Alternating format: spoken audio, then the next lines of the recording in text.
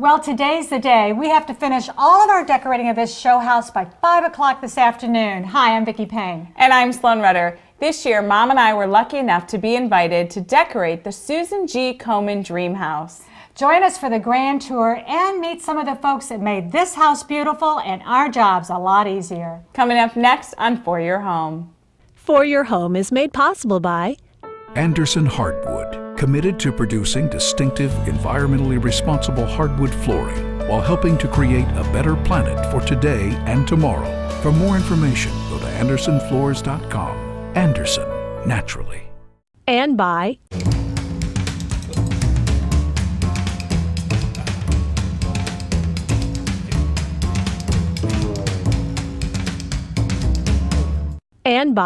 Ames. Ames True Timber has offered innovative landscape products since 1774, providing non-powered lawn and garden tools, wheelbarrows and lawn carts, watering products and decorative accessories, including planters. And by Riverside Furniture.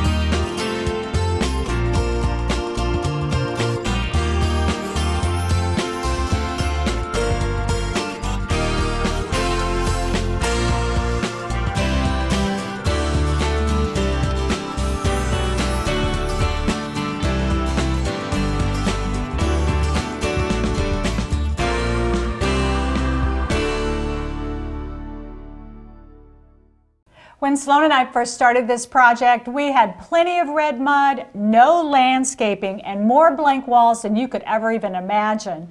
And to get us to this space, it took a lot of hard work from a lot of hardworking, talented people. They lent a hand, they inspired us, they helped us move furniture, and I mean lots and lots of furniture. They installed hardwood flooring, they stained wood, faux finished walls, and then more walls, and even hung wallpaper. They hung chandeliers, installed drapes, assembled beds, and put things together. They moved pianos, stitched up drapes, designed floral arrangements, and helped us pick out our fabrics. It's a little darker than what we chose. They installed walkways, finished garage floors, provided advice for our gardens, hung planters, and landscaped the yard. And one of the most important players, of course, was Eric Johnson, our builder. He was so patient with us and so accommodating to all of our demands and wishes. To all of you, we want to say thank you.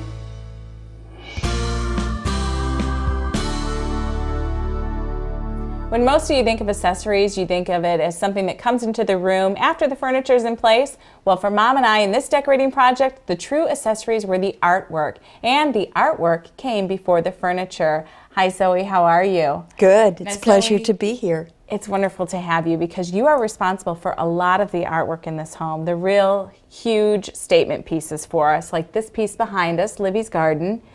This really was the inspiration for this entire room. This came before anything else in here did. So share with us a little bit about Livy's Garden. My primary influence has always been nature. And in this context, it's the figure, which of course is part of nature.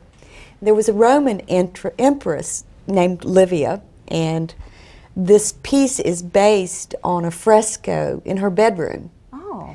And I believe it's in the Metropolitan Museum now, and it's called Livy's Garden. So I took that image from 2,000 years ago that a woman used in her room and decided to bring it into today's world. Which you did, and you did that with color and design and even just a little bit of the pop art-esque feeling on the side with the flowers, the bold colors.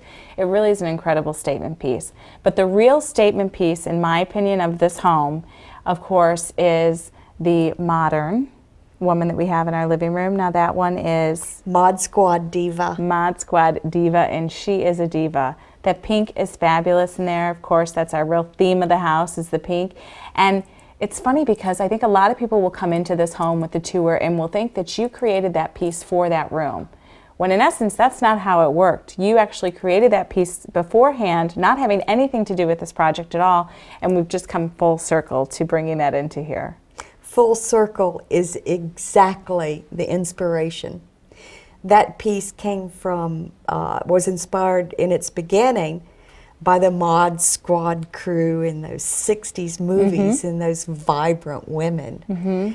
I love that. I deal with women's issues in my work quite a bit. I look at women, I try to understand how they see themselves, why they see themselves as they do, and possibly become a part of their moving into a new imagery.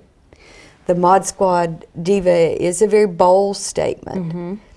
She obviously has one breast, which takes us back to the Amazon warriors, who would often remove a breast so they could become better warriors, better archers. And now we have different reasons for the removal of breasts, but we're still women. And we're still warriors. Yes, and we're still warriors.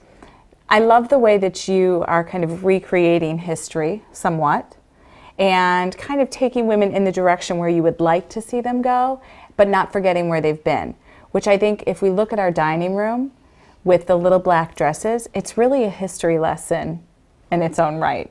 Yes, it is. And I think that that's what's really fascinating. The little black dresses, though, you know, the LBD, little black dress, has been around forever. It's a fashion icon, but you have transformed it to paper, and that's another statement room.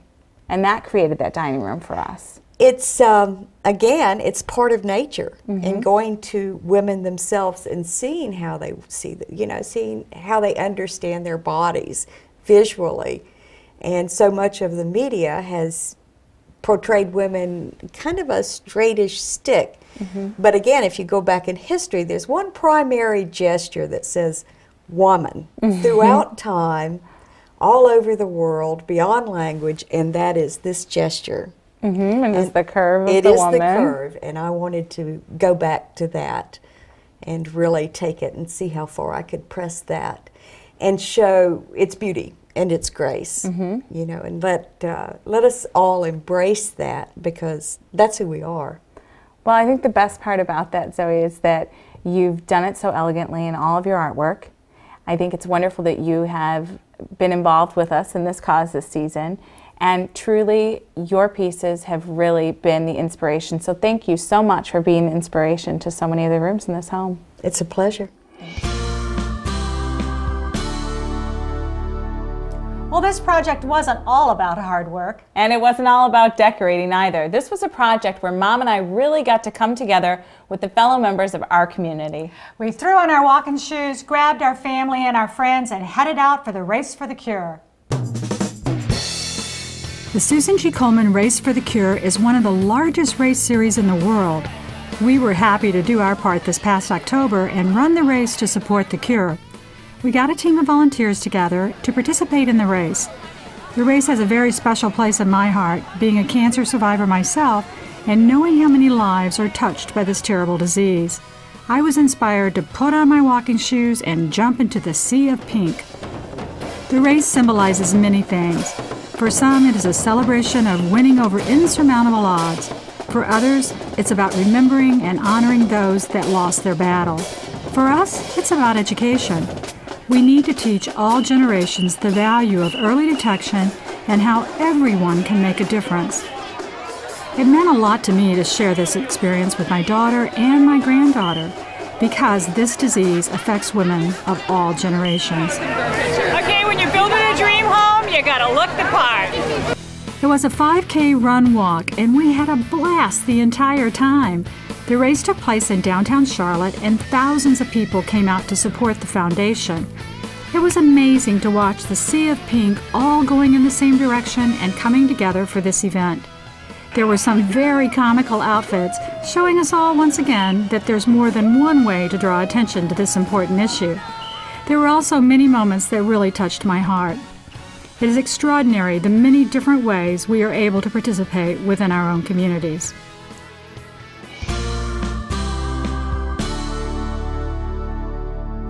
I'm here with Gloria Syansky today, and she's the Executive Director of the Susan G. Komen for the Cure Charlotte affiliates. Hi, Gloria. Hi. How are you doing today? Good.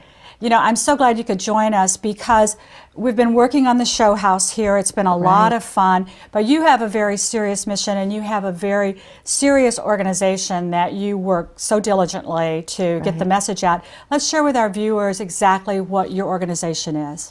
Well, Susan G. Komen for the Cure was founded over 25 years ago based on a promise between two sisters. Nancy Brinker promised her sister, Susie, who was dying of breast cancer, that she would make a difference, that she would see that other women didn't have the same outcome, and that there would be hope.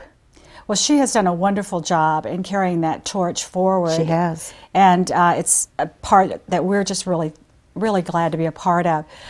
Tell me about how you have made a difference in this fight against breast cancer. Well, we know that through early detection, more lives are saved. And today, because of the messaging, we know that women, when breast cancer is caught early and contained to the breast, that they have a 98% survival rate of 5 years or beyond.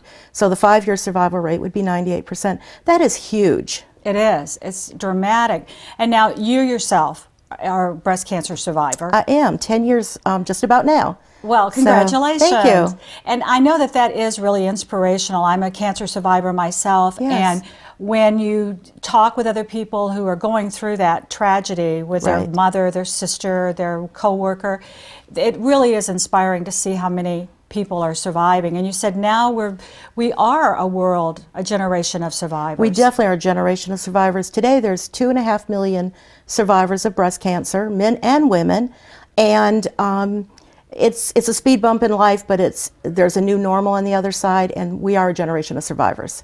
Well, what are you doing to get the word out to younger people, the granddaughters, say, and the daughters of women? Well, we just think that is so important.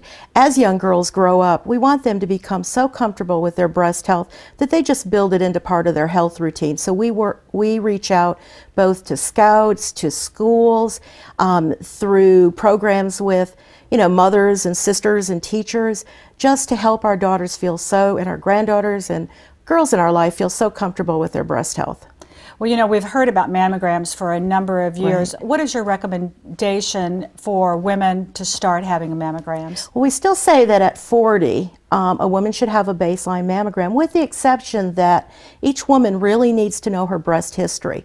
And through her breast history, she and her doctor can decide there is something that she has experienced different with her own health, or maybe she has a family history.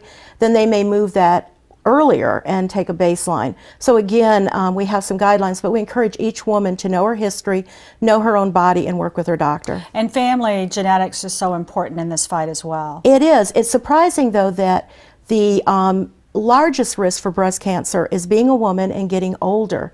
Only about 5 to 10% of women diagnosed with breast cancer has a genetic connection. Really? Yes. That's surprising to me. It is. So again, just being a woman and getting older. Well, and hopefully we all are going to do that, exactly. right? We're all going to get older. That's our mission. Well, Sloan and I participated in the Race for the Cure this year.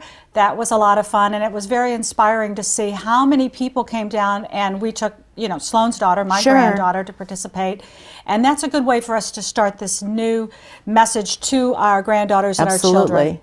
We really want women to come from a position of hope and strength and not fear. If you find something, we don't want you just to ignore it and think, well, I'm afraid. Because again, early detection, the 5-year survival rate is over 98%. And so we do want us to come from a position of power. Well, thank you, Gloria, very much for giving us more insight into the great work that you are doing. Thank you very much. In case you missed one of the last 12 episodes of For Your Home, we want to give you the grand tour of this show house. By the end of 13 days, we had decorated the entire Susan G. Komen for the Cure show house. We tried to use design elements that were unique and interesting while keeping the entire home relaxed and comfortable. The bedding used throughout the house was a large part of where the color palettes for each bedroom came from. We kept it traditional in the boys' room by using cream, brown, and black fabrics. In the teenage girls' room, we went for fun and festive with magenta and tangerine fabrics for the bedding. We switched gears for our guest quarters by using a tone-on-tone design palette and added a pop of orange and yellow on the large decorative pillows. The master suite also featured a neutral palette, starting with a beautiful leather headboard and matching bedding.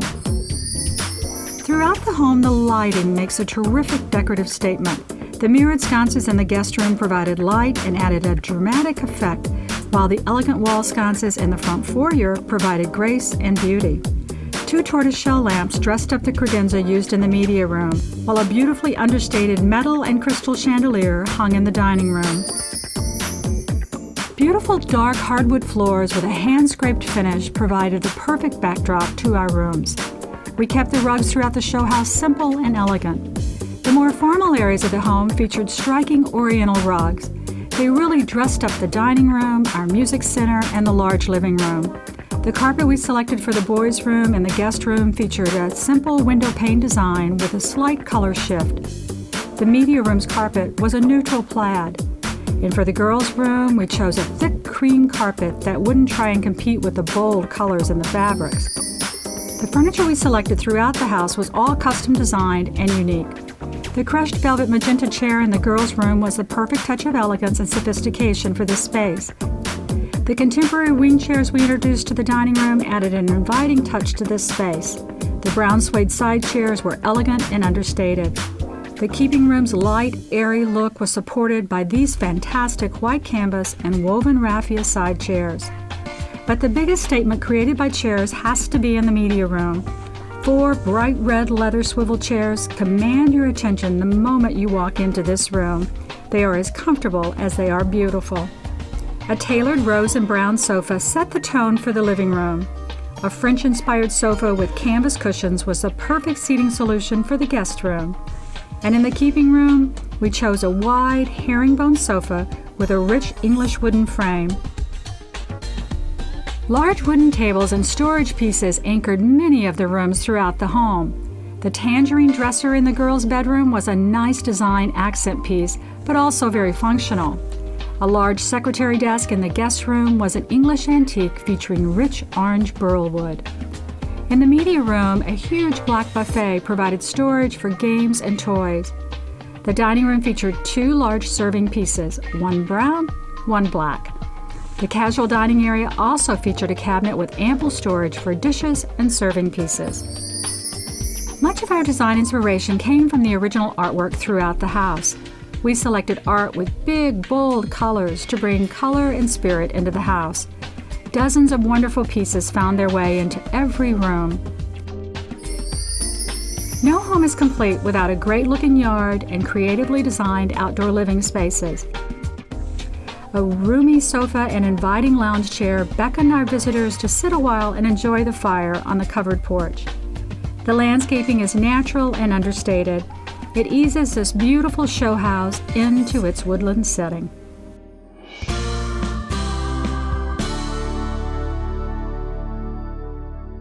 In order for Mom and I to be able to participate in decorating this house and to be able to share it with you at home, we knew that we were going to have to decorate this house twice. That's right, we're going to create a show house for our viewers at home and then create a holiday show house for all of the visitors that are going to be able to tour the house this winter.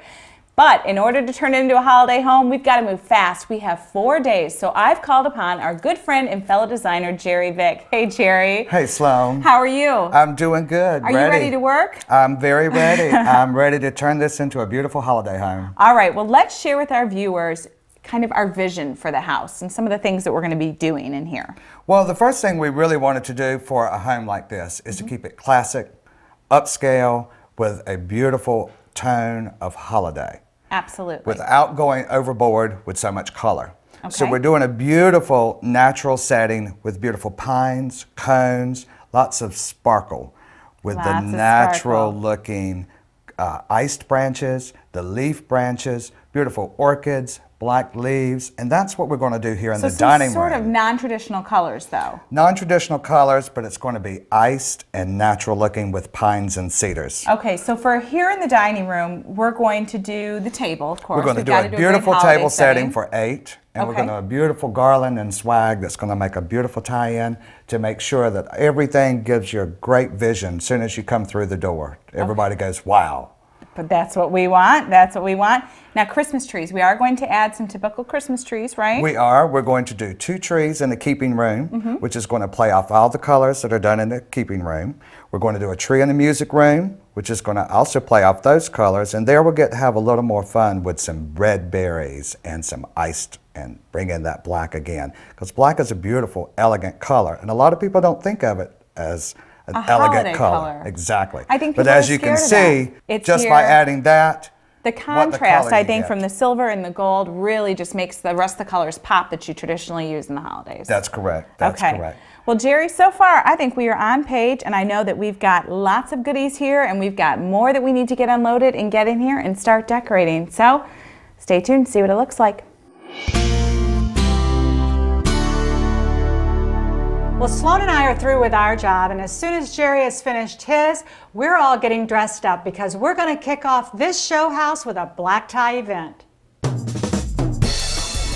On a Saturday evening in November, we kicked off the weekend tours of the Susan G. Komen for Cure show house with a black tie bubble ball. It was a lot of fun to get all dolled up and head out for a night of dinner and dancing. There was even a silent auction with the proceeds from auction items going to the Susan G. Komen for the Cure. Sloan and I were excited to share with everyone the fruits of our labor for the past month. We were more than happy with the rave reviews we received from the attendees at the event. Everyone felt really at ease and comfortable in the home, and we couldn't ask for more than that. The bubble ball was the perfect way to show our gratitude to everyone who helped us along the way. A lot of hard work and man hours went into this house, and I think it was more than appropriate that we were all able to celebrate together in the wonderful atmosphere we had created. It's always fun to see plumbers, carpenters, and builders dressed to the nines. We took advantage of this time to visit with old friends and meet new faces of fellow breast cancer research supporters and survivors. Everyone was in good spirits and the night went flawlessly. Coming up next, a classic FYH decorating tip.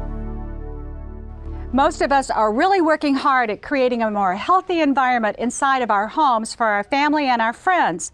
You know, one of the things that you want to be careful for are what they call gassing off vapors that come into your house when you bring in new fabrics or new carpet or maybe new furniture. Well, this could be a good argument for buying used furniture because all that gassing off has already happened. One of the things you want to be careful about with antiques, though, is you want to look out for lead paint.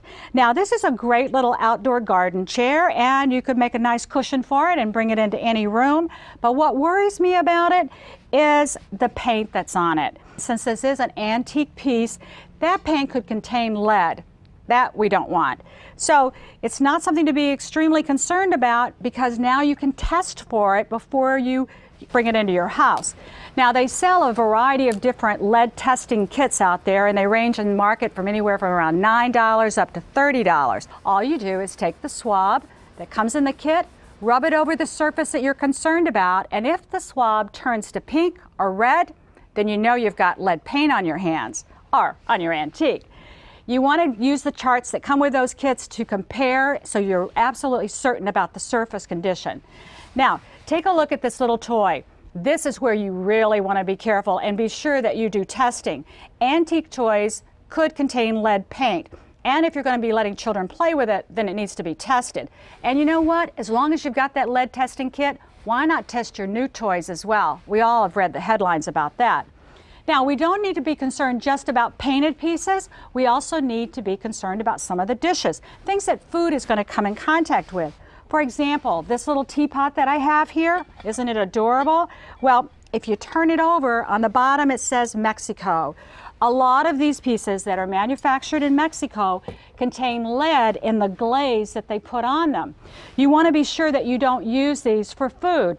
It's perfectly fine as a decorative piece, but don't put hot tea in it. Now, not only ceramic pieces we have to be careful about, but look at this little enameled bowl. While you're testing, go ahead, get out your test kit and make sure this is safe, because wouldn't this be great to fill it up with some nice oranges and put it out on a table for your next picnic? So don't be afraid of those antiques, but be sure you do your testing.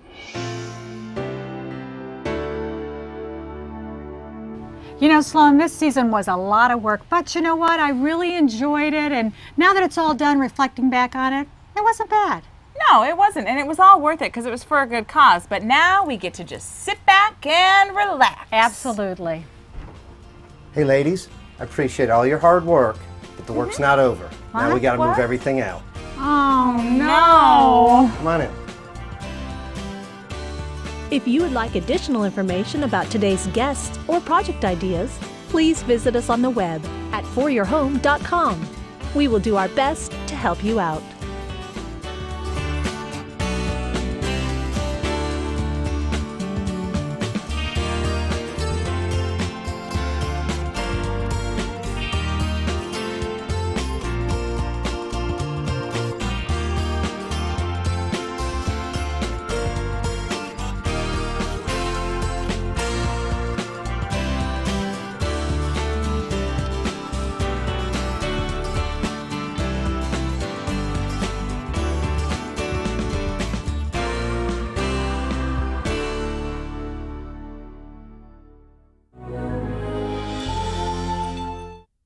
For Your Home is made possible by Shaw Floors offers distinctive flooring options to fit a variety of decors.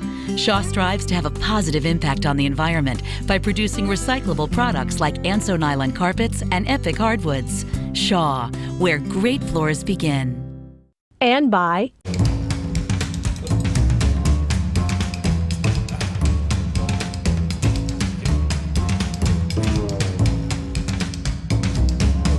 and by Ames. Ames True Timber has offered innovative landscape products since 1774, providing non-powered lawn and garden tools, wheelbarrows and lawn carts, watering products and decorative accessories, including planters. And by Riverside Furniture.